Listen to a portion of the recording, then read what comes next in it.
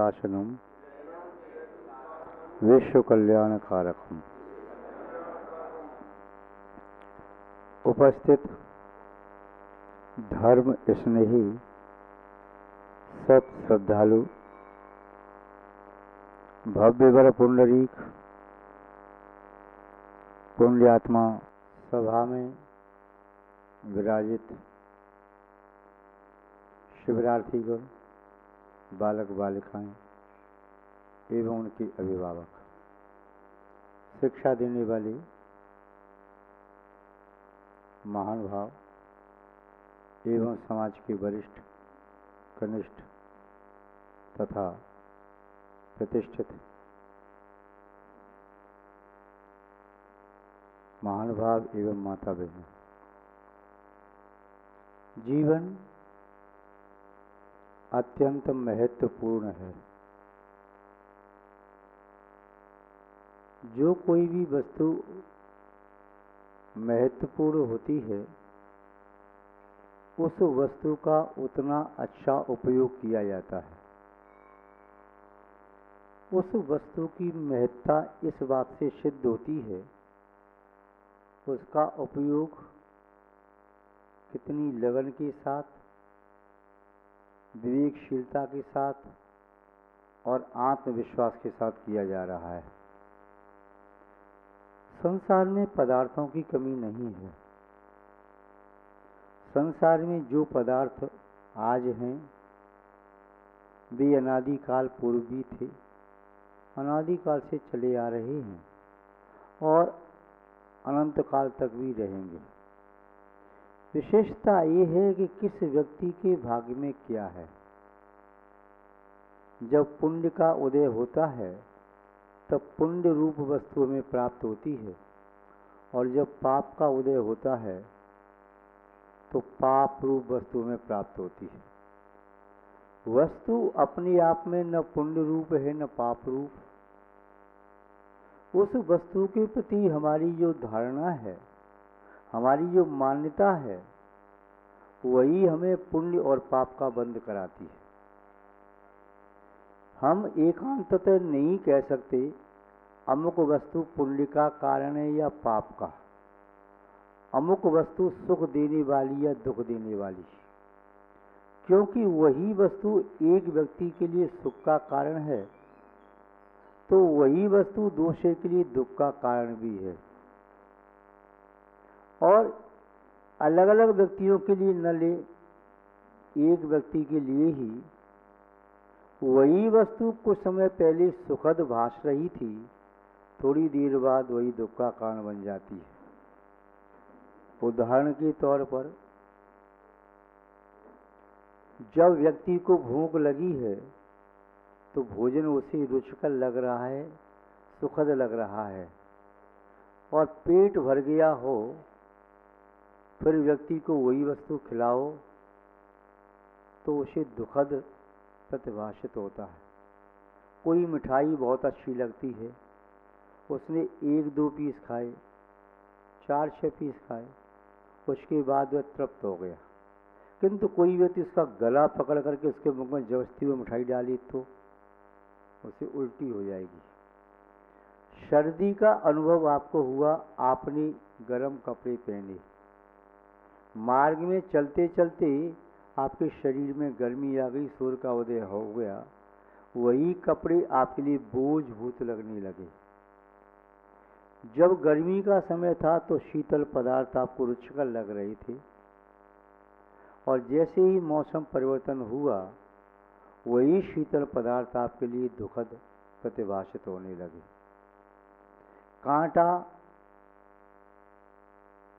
आप समझते हैं दुखद है, सबको ही दुख देता है, वो सुख कहाँ देता है।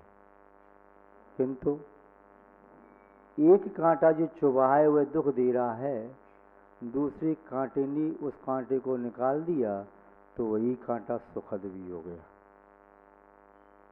जीवन में हमें क्या मिला है और क्या हम प्राप्त करना चाहते हैं, थोड़ी देर के लिए इस बात को छोड़ दें। जो मिला है हमें पूर्वकृत कर्म के उदय से मिला है। क्या प्राप्त करना चाहते हैं इसे भी छोड़ दे, क्योंकि हमारे प्राप्त करने की जो जो रिक्वायरमेंट है, जो जो हमारी डिमांड है, आज कुछ और है, शाम को कुछ और है, कल कुछ और होगी, परसों कुछ और होगी। व्यक्ति की इच्छाएं बदलती रहती हैं। यदि व्यक्ति एक ही इच्छा पर दृढ़ रहे तो उसकी इच्छा पूर्ण हो जाएगी, किंतु वह दिन में 100 बार इच्छाएं बदलता है। अब कौन कौन सी इच्छा पूर्ण हो, इतना पुण्य तो है नहीं। जैसे कोई व्यक्ति मार्केट में गया, उसकी जेब में कुछ रुपए हैं, उस रुपए से एक वस्तु खरीद सकता है, सोचा एक खरीदूं, थोड़ी देर बाद विचार यानी एक अच्छी रहेगी, फिर सोचता है ये मिठाई ठीक रहेगी, फिर सोचता है खिलौने ठीक रहेंगे, फिर सोचता है एक गेम खेलूं। तो उसकी जब इच्छाएं बार बार बदल रही हैं, द्रव्य तो जेब में बढ़ नहीं गया, वह धन तो उतना ही है, किंतु उतने ही धन से एक इच्छा पूर्ण की जा सकती है। इच्छा वह स्थायी नहीं है। इच्छति शति सहस्रम, सहस्रम लक्षादि मीयते, लक्षाधिपस तथा राज्यम, राज्यस्थ स्वर्ग मीयते। जिसके पास कुछ नहीं वह चाहता है कि 1 रुपया तो मिले, जिसको 1 मिल गया वह 10 रुपये चाहता है, 10 मिल गई तो 100 रुपये चाहता है, 100 रुपये मिल गई तो वह 1000 चाहता है, 1000 मिल गई तो 1 लाख चाहता है, जिसे 1 लाख मिल गई तो 1 करोड़ चाहता है, जिसको करोड़ मिल गई तो वह पूरा राज्य चाहता है, जिससे राज्य की प्राप्ति हो गई वह स्वर्ग का वैभव चाहता है, वह मिल जाए तो अपने चक्रवर्ती की विभूति चाहता है, तीर्थंकर का वैभव चाहता है। महान भाव, हमें क्या मिला है यह तो हम पराधीनता के वशीभूत होकर के कह रहे हैं। हमने जितना किया था उतना मिल गया।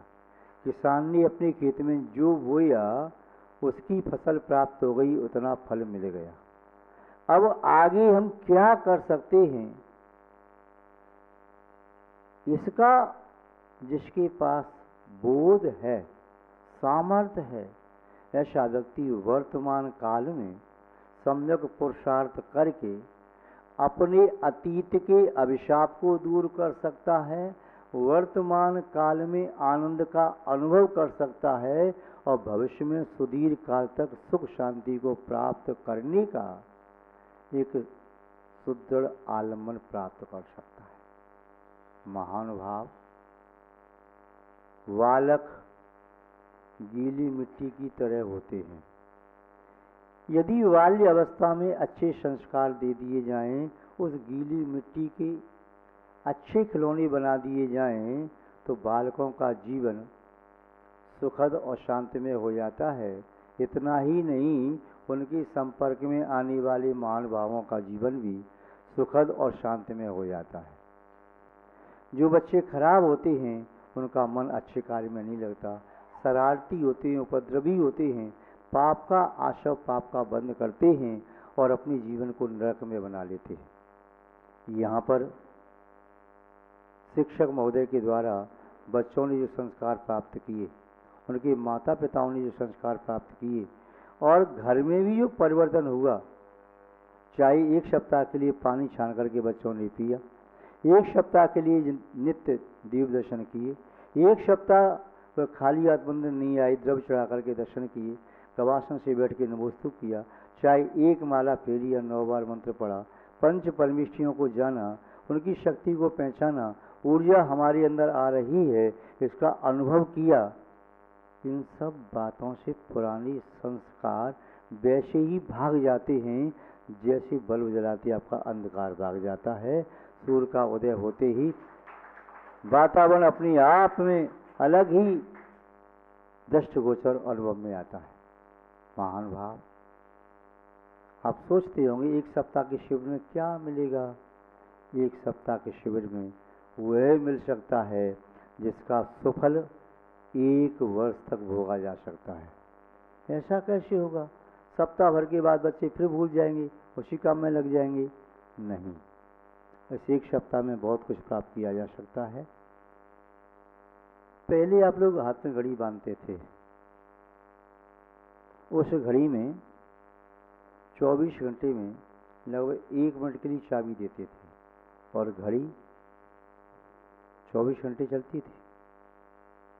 1 मिनट चाबी देने से घड़ी 24 घंटे चल सकती है, तो 1 सप्ताह के शिविर से संस्कार 1 साल तक भी चल सकते हैं।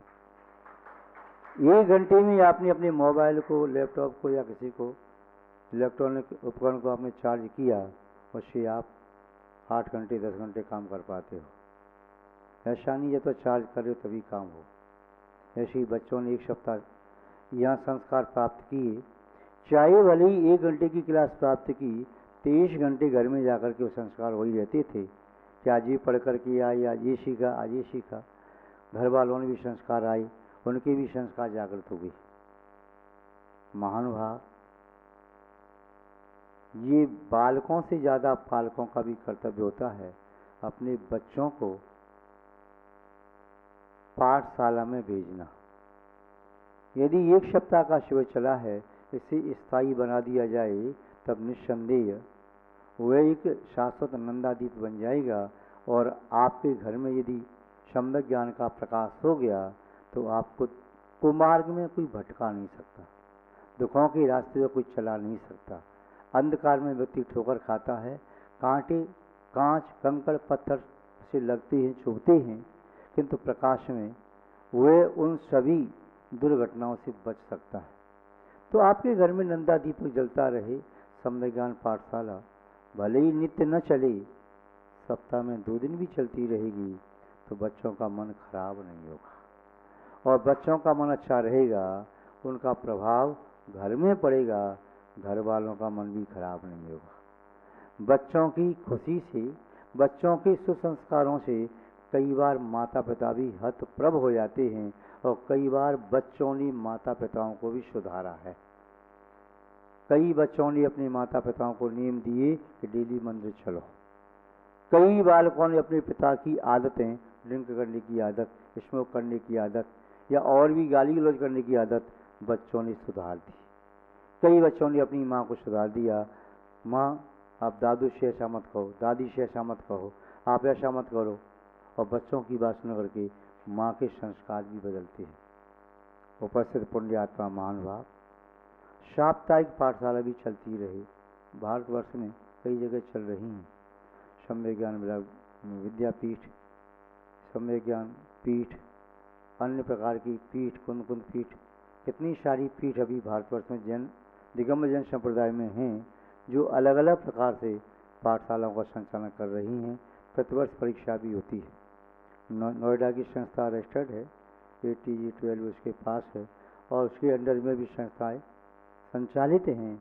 वह भी संस्थाओं को, पाठशालाओं को पुस्तक, डायरी, पेन, किट, बस बच्चों के लिए पुरस्कार आदि कराती है। अन्य जो संस्थाएं हैं, चाहे दिल्ली की हो, इंदौर की हो, जयपुर की, जहाँ की भी है, वह भी कराती है। संस्था कोई भी हो, किंतु अपने बच्चों को संस्कार देने के लिए पहला पुरुषार्थ तो आपको करना पड़ेगा। और आप भी जब सम्यक ज्ञान की वृद्धि करेंगे तो बच्चों की शंकाओं का समाधान कर सकेंगे, अधिक न कह करके। अंतरात्मा से यहाँ पर सभी बच्चों को हम बहुत बहुत आशीर्वाद देते हैं। उन्होंने सम्यक ज्ञान को जीवन में प्राप्त करने के लिए, जिन शासन के प्रति अपनी श्रद्धा को अचल, अडिग और अटल बनाने के लिए और जीवन में संयम के संस्कारों को प्राप्त करने के लिए ये पहला कदम बढ़ाया है। और पहला कदम अंतिम मंजिल तक ले जाता है। पहला कदम महत्वपूर्ण होता है और जिसका पहला कदम खराब हो गया, पहली सीढ़ी से पैर फिसल गया, पहली बारी गलत रास्ते पे मुड़ गया, तो मंजिलें मिलती नहीं हैं। राहे शौक में मैंने उठाया था एक गलत कदम, राहे शौक में मैंने उठाया था एक गलत कदम, ताउम्र मंजिल मुझे खोजती रही, मैं मंजिल तक पहुंच नहीं पाया।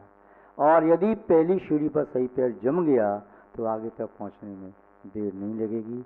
इसीलिए बच्चों को मैं अंतर आत्मा से वात्सल पूर्वक 100 बार, हजारों बार, लाखों करोड़ों बार आशीर्वाद देता हूँ। उनका जीवन मंगलमय बने, पावन बने। उनके अभिभावक पालकों को भी मैं बहुत बहुत आशीर्वाद देता हूँ। इस आशा और उम्मीद के साथ वे अपने बच्चों को अच्छे संस्कार दे सकें। जन्म देना पर्याप्त नहीं है, संपत्ति देना पर्याप्त नहीं है, केवल लौकिक शिक्षा देना पर्याप्त नहीं है। संस्कारों के बिना जीवन मुर्दावत होता है। सुसंस्कार दे दिए तो चाहे भली आपका बेटा अमेरिका, इंग्लैंड, जापान, ऑस्ट्रेलिया न जाए, भारत में रह करके आपकी सेवा करेगा, अपना जीवन सुखद बनाएगा और आपका जीवन भी। इसलिए ये पालक भी अपने बच्चों पर सुसंस्कारों की बरसात निरंतर करते रहें। जिन्होंने यह शिक्षा दी है, माननीय आदर्शी और जो भी सहयोग उनके रहे हैं, उन्हें भी हम बहुत बहुत आशीर्वाद देते हैं। इसी प्रकार भी आगे अपना समय निकाल करके बच्चों के लिए निस्वार्थ भावना से ज्ञान का दान, सुसंस्कारों का दान करते रहें। और यहाँ पर पाठशाला वगैरह चलती है, जो भी बहनें उन पाठशाला में पढ़ाती हैं, जो माताएं पढ़ाती हैं, जो भैया लोग हमारे त्यागी व्यक्ति जो पढ़ाते हैं या पढ़ाने के लिए समर्थ हैं, उनके भी ज्ञान का सम्मान करो और उनके माध्यम से भी यथायोग्य धर्म का लाभ, संस्कारों का लाभ लेने का संभव पुरुषार्थ करो। यही हमारा आप सबको बहुत बहुत आशीर्वाद।